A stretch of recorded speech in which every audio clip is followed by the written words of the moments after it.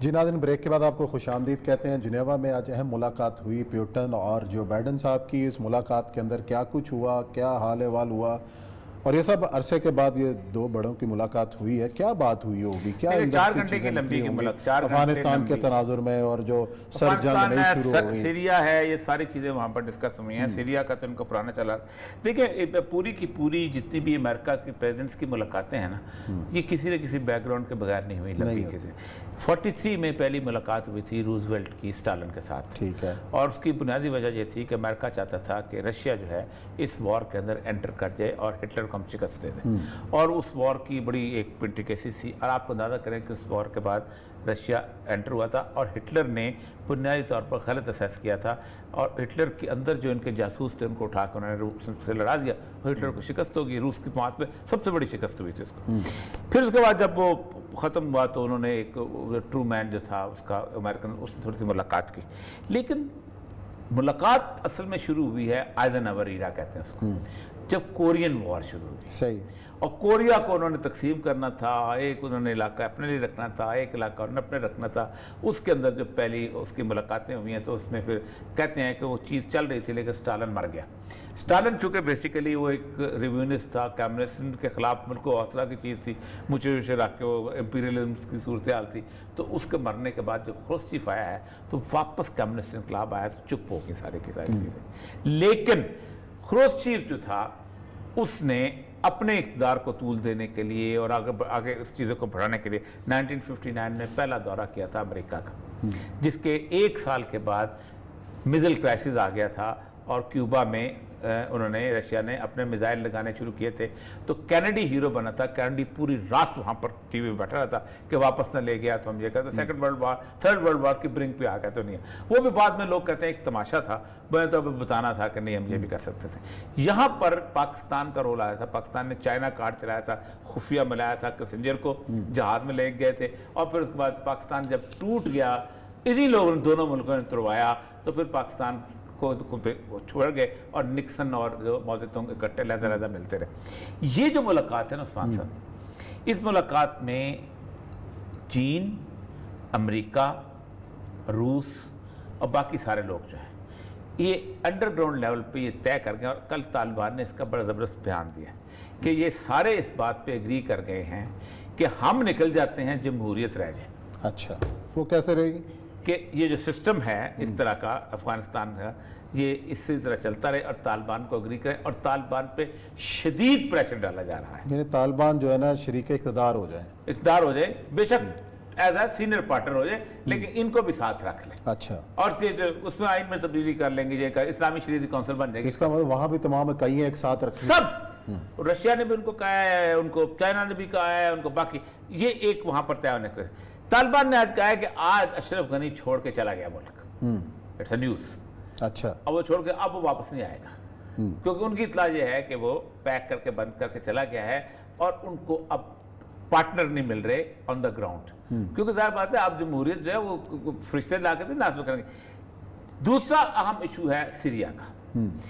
Syria کے اندر ان کی آپس میں ایگریمنٹ ہوئی تھی، اور ایک علاقہ ہے دیر الزور، صحیح، جس میں جو کبھی کسی زمانے میں آئی ایس ایس کے پاس تھا، داعش کے پاس، اس میں سب سیریا کے واحد آئل ریزرو فیلڈ وہیں پر ہے۔ اس کے اوپر انہوں نے کہا تھا ہم ٹیپ نہیں کریں گے، لیکن دریائے فرات کے کنارے تم بیٹھو، دریائے فرات کے کنارے ہم بیٹھیں گے۔ یہ ایسی صورتحال ہے جس پہ آج انہوں نے کہا ہے کہ سیریا کا جو وہاں پر فائٹنگ فیکشن ہے ان پہ ہیومینیٹیرین اسسٹنس بند کروا دو۔ آپ اندازہ کریں کہ 60 لاکھ مہاجر، 10 لاکھ لوگ جو ہیں وہ یتیم ہو چکے ہیں، بچے 6 لاکھ شہید ہو چکے ہیں۔ اس میں آپ رشیا سے کہہ کے اس پورٹ جو ہے انطاکیہ کی جو پورٹ ہے اس سے آپ ہیومن اسسٹنس بند، آپ تو سیریا کو غزہ بنا رہے ہیں، اور دونوں متفق ہیں۔ تو یہ ساری عالمی طاقتیں پھر اپنے آپ کو دوبارہ منظر نامے پر لانا چاہتی ہیں، کیونکہ طالبان کی افغانستان کی ڈیفیٹ اتنی بڑی ہے کہ جس ڈیفیٹ کو ایک اور دوسری بات ہے، سبق نہیں سیکھتے ان ڈیفیٹوں سے؟ یعنی 15 سال پہلے وہ چھتر کھا کے نکلے بقول روس، اب یہ چھتر کھا کے نکلے ہیں، لیکن نہیں پھر روس ہر بات کیا کریں۔ اچھا چلیں جی، اللہ خیر کرے، کیا ہونا ہے۔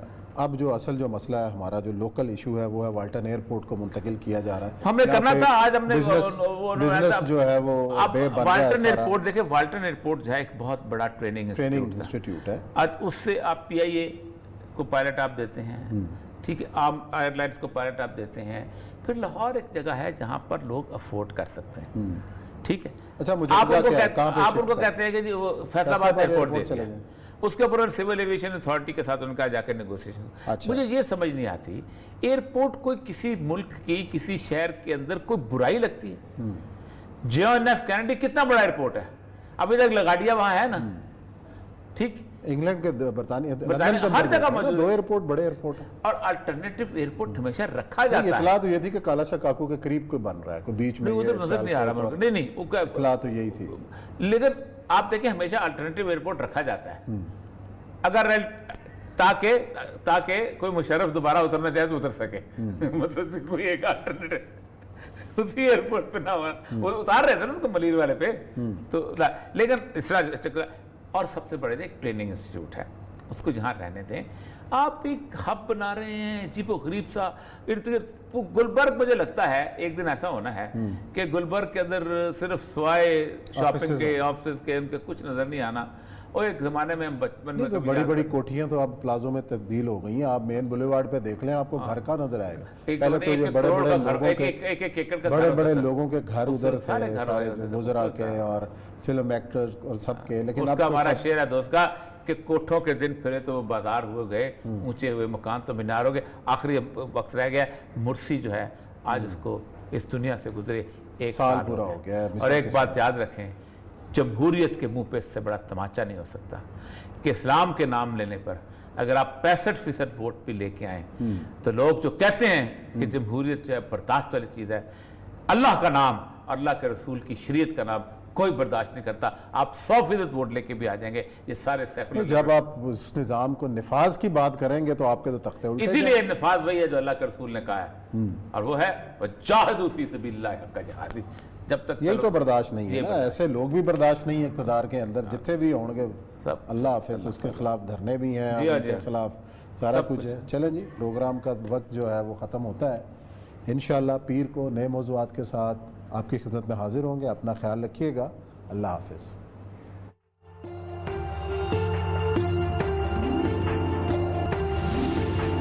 और सबसे बड़े एक ट्रेनिंग इंस्टीट्यूट है, उसको जहाँ रहने दें। आप एक हब बना रहे हैं अजीबो गरीब सा इर्द गिर्द। गुलबर्ग मुझे लगता है एक दिन ऐसा होना है कि गुलबर्ग के अंदर सिर्फ सवाए शॉपिंग के ऑफिस के उनके कुछ नजर नहीं आना। और एक जमाने में हम बचपन में तो बड़ी बड़ी कोठियां तो अब प्लाजो में तब्दील हो गई हैं। आप मेन बुलेवार्ड पे देख लें, आपको घर का नजर आएगा। पहले तो ये बड़े बड़े लोगों के घर उधर थे, सारे वुज़रा के और फिल्म एक्टर्स और सबके। लेकिन अब हमारा शेर है दोस्त का कि कोठों के दिन फिरे तो बाजार हुए गए, ऊंचे हुए मकान तो मीनार हो गए। आखिरी वक्त रह गया मुर्सी जो है, आज उसको इस दुनिया से गुजरे 1 साल पूरा हो गया। और एक बात याद रखें, जमहूरियत के मुंह पे इससे बड़ा तमाचा नहीं हो सकता कि इस्लाम के नाम लेने पर अगर आप 65% वोट भी लेके आए तो लोग जो कहते हैं कि जमहूरियत जो है बर्दाश्त वाली चीज़ है, अल्लाह का नाम, अल्लाह के रसूल की शरीयत का नाम कोई बर्दाश्त नहीं करता। आप 100% वोट लेके भी आ जाएंगे। ये सारे सेकुलर, जब आप उस निज़ाम को निफाज की बात करेंगे तो आपके तो तख्ते उल्टे। इसीलिए निफाज वही है जो अल्लाह के रसूल ने कहा है, और वो है वजाहिदू फी सबिलिल्लाह हक्का जिहादी।